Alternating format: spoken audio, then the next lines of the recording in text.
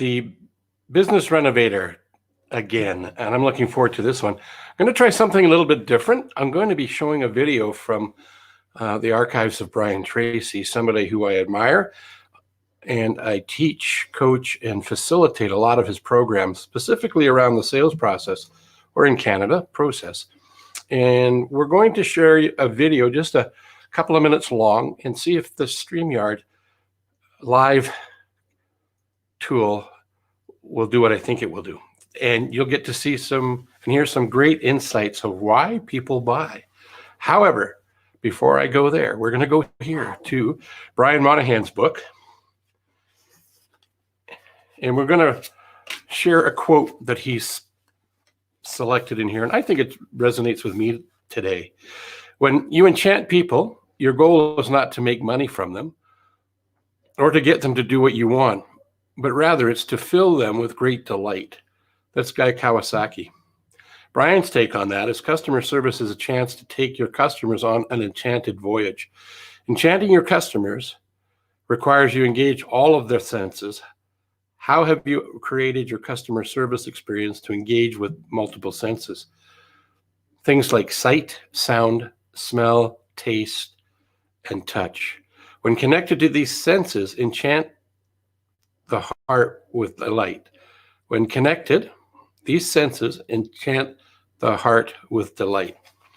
That Brian guy, a buddy of mine, is a pretty smart dude. So why do people buy? Let's watch what Brian has to say, and let's learn from there. And if you're live on here and you want to ask me a question or make your comments, jump on in. Otherwise, you can catch it on the replay and do the same thing. And if you see this and like it and think there's value for the people you care about or think that should know about this, please share it out on your favorite social media places. This will show up on Facebook, YouTube, and Twitter later today. So here we go. I'm going to push play here in a minute.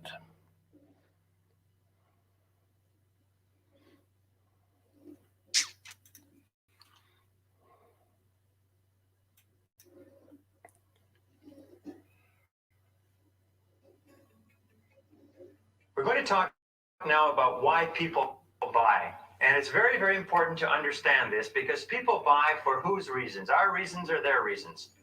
They buy for their reasons. And the biggest mistake that amateur salespeople make is they try to ask people to buy for their reasons, their personal reasons, rather than taking the time to identify the needs of the other. Now, every human action, and this is very important, is aimed at an improvement in the condition of the person acting.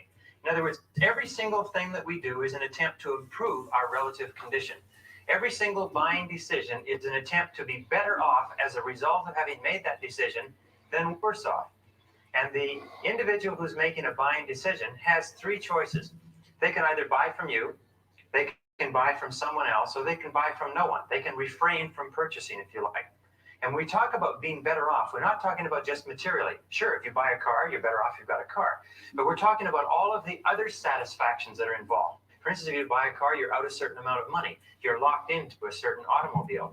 If you have difficulties with the automobile, then you're stuck with it. If you give up the money, then you can't buy something else. So you lose the flexibility and freedom of the money. So when we talk about a purchase decision being a decision to achieve an increment of satisfaction, we're talking about a physical increment. We want to be more satisfied emotionally, physically, spiritually. We want to be more satisfied in a variety of different areas. Sometimes we'll make a proposal to someone that is obviously the best price for the best product that they need. Their need is not just the best price and the best product. Their need may be to have a product that is better known so that other people in the company will not say that they've bought an unknown product. Their need may be to buy from someone from another business that their company sells to. It may be a totally different need than just simply price and quality. And it is in identifying the needs that is most important. That's where all professional selling begins, is in need analysis. And you're not in a position to sell until you have spoken to the individual long enough to understand what need of the prospect your product or service can satisfy, and then you structure your presentation so it satisfies that need.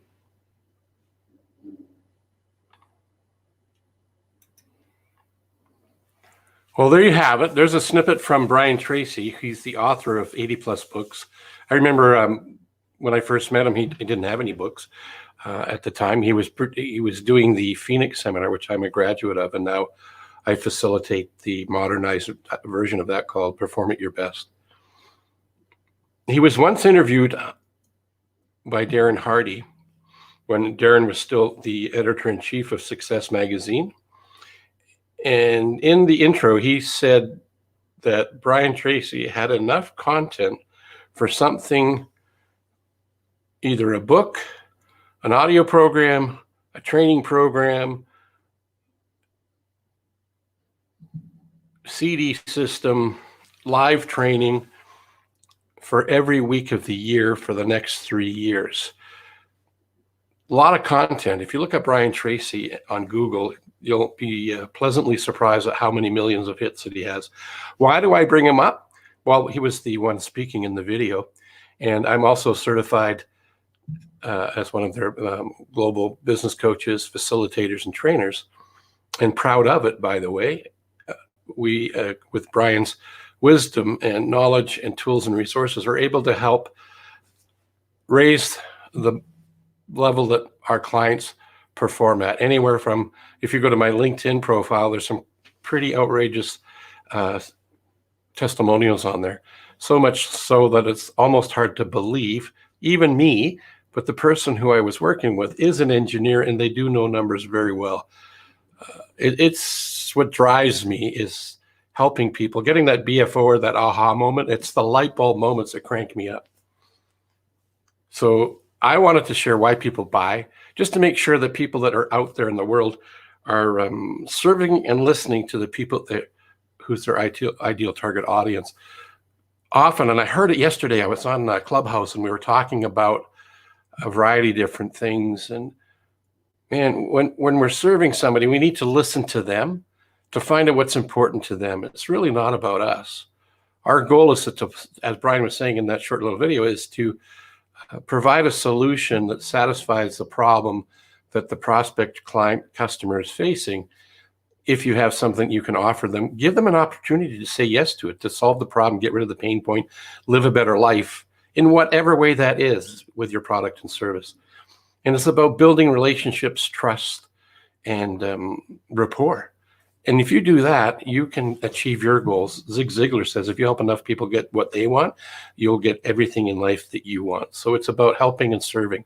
To me, that's what professional selling is.